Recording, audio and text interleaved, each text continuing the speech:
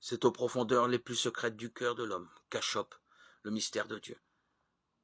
Mais comme le donnent à entendre les paraboles, cette résistance des pécheurs aux avances divines n'entrave en rien à la réalisation du dessein divin.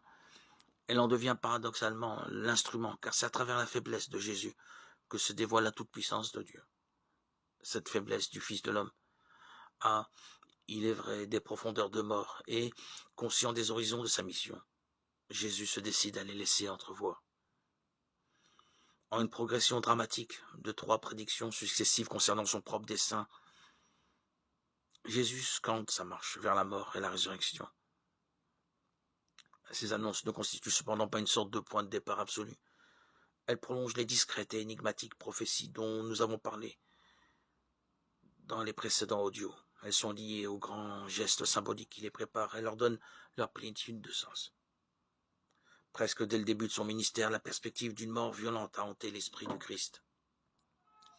Il savait fort bien que les accusations dont il était l'objet, les blasphèmes, Marc 2,7, Matthieu 9,3, la gloutonnerie, l'ivrognerie, Matthieu 11,19, les infractions à la loi du sabbat, Marc 2, 23-28, Matthieu 12, 1-8, étaient punies de mort.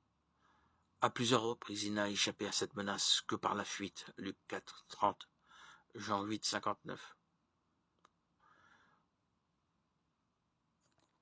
10, 39, 11, 7.